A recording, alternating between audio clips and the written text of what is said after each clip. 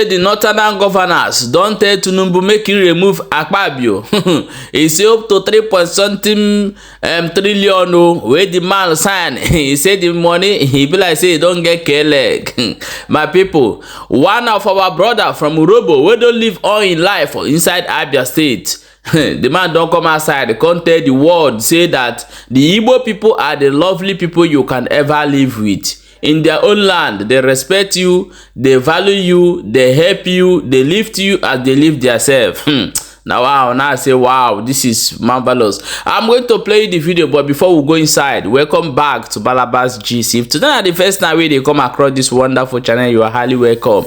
We still there here, they bring you updates back to back as it is hot. My people, share this video and don't forget say information and be the key, because most of them I know they watch video from beginning to end and don't skip and PM. We need to watch the video so that you go understand everything where they go on for your area. However, let's jump into the matter where we get from our hand today. The matter where they for our table now with the talk. They say that the northern elders don't come outside though. They say that made Tinubu the mad pressure for inside Tinubu say make he remove Akpabio. He say be like say some money where the man. He say the money where that man don't best with them too much. I say just nah whenever every 3 years. Now they can say oh no, they must remove am. I say okay now, no wahala, on a few remove am. But as this one they happen, let's quickly jump into this one. They say one of our Yoruba brother don't come outside. They can't talk many things. He said that since we in go Igbo land for service or more than 20-something years now, he said that waiting see for Igbo make am decide to live for Aba. That the Igbos are the people that you will live with. They will love you, they will cherish you, they will help you, they will lift you even when they are lifting yourself. So I want you to watch this video and hear what this our brother talk where in go through for inside Abia State. I'm your friend Dr. Charles Apoki, the one of Igbo land, the Oyamama one of Aba, Oyamama one of Aba. I want to talk about my experience in Igbo land, and it will shock you.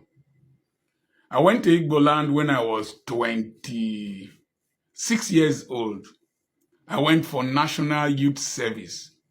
National Youth Service was a very wonderful policy that was introduced by the some of the fathers of this nation to breed national unity and integration.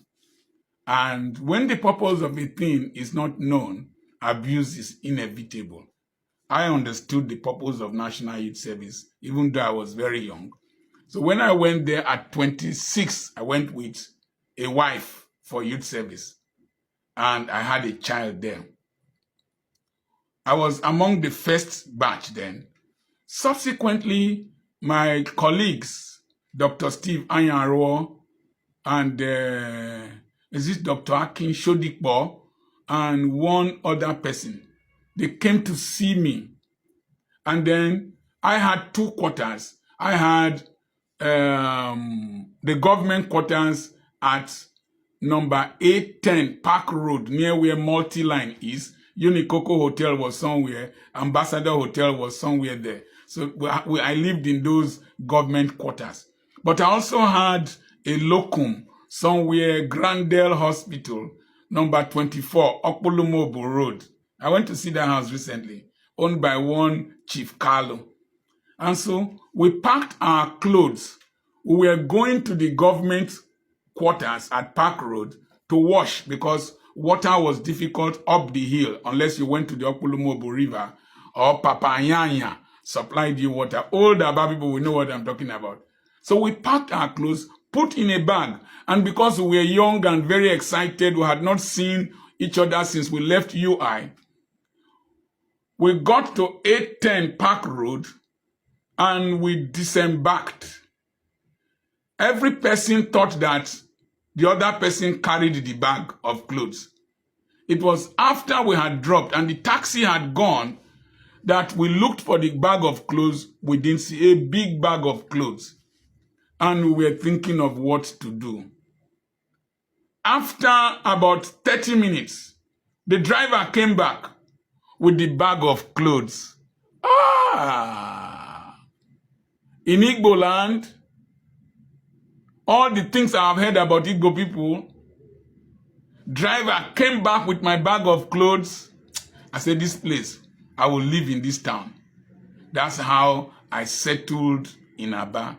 And I made up my mind, I will serve the nation and serve the people.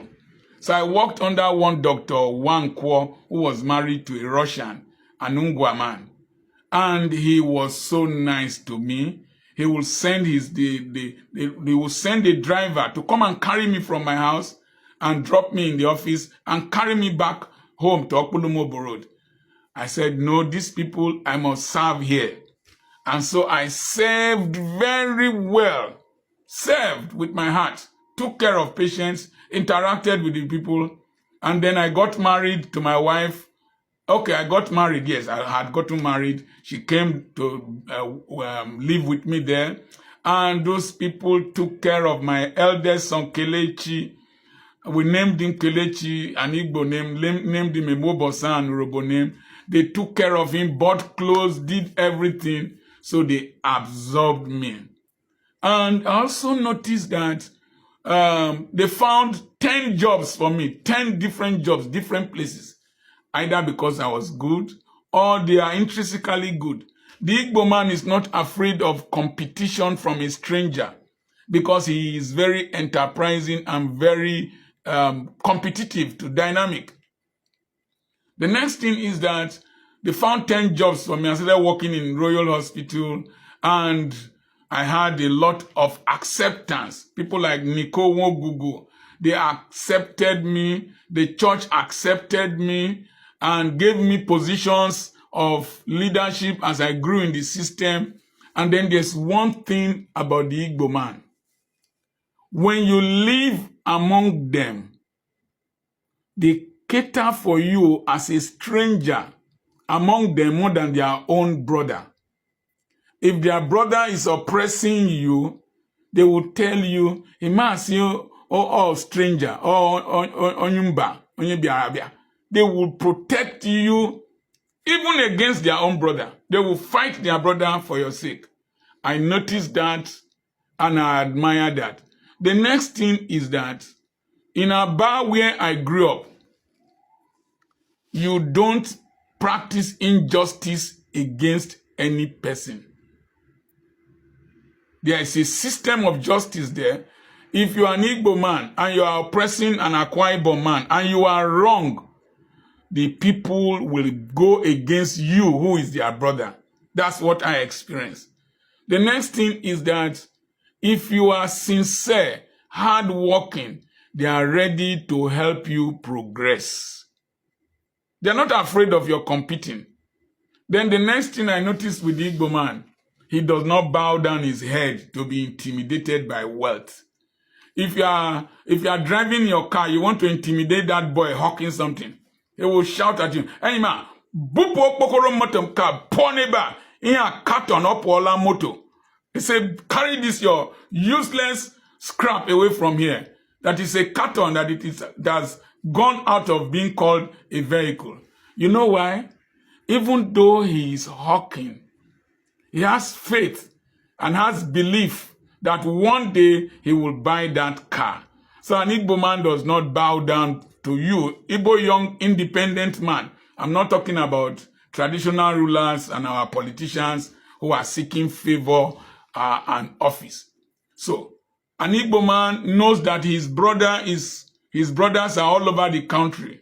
So they are always afraid of offending you who is a stranger.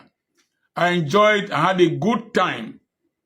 I enjoyed there and stayed for 15 years. And so if there is Igbo quarter in heaven, that's where I want to stay because most of my friends will be there. And they have recommended me around this country and beyond to different nations of the world that I've been to. I went there because of the Igbo nation. I'm not an Igbo man, I'm an Urobo man. But nime mo mbu onye Igbo, mbu nwanwe Igbo. God bless the Igbo nation. I remain your friend, Dr. Charles Poki. I just wish those who stayed in other parts of this country could have been treated the way I was treated and can be boastful of those tribes, we will have a united Nigeria. All my children answer Igbo names. I have Kelechi, I have Chima, I have Chidimma, I have Uzodimma, Agaraya, Uborabo, and my in-law is Igbo from Umuhu in Bende, and is a wonderful in-law. God bless you. Send me a message on +23470 52136763. A great Nigeria is still possible. God bless you. Welcome back, my people. As you don't watch this video, I remember those days that we have some tenants in our place, and those tenants, they say something to us one day. They say that if somebody can forget where he come from and decided to stay here, they will love to do so because of how we welcome them those days in Igbo land. How we cherish. Nobody will dare insult those people or intimidate them. We will fight against that, our brother who does so. This is how Igbo people live. So forget this narrative they are telling you about the Igbos. Go to Igbo land and pay a rent for 1 year. I believe in me, you will not like to leave that state. Be doing good thing. Don't allow them to catch you as a bad thing, as bad person. No. Be doing your best. Do your normal. Go to your work and come back. You will see how you will get favored from there. My people, share this video. If you are not Igbo, that you have lived in Igbo land, you experience something good like this, do not forget to share and drop your own experience in a comment section. Even though you have come across some people who wicked you in Igbo land, still tell us in a comment section.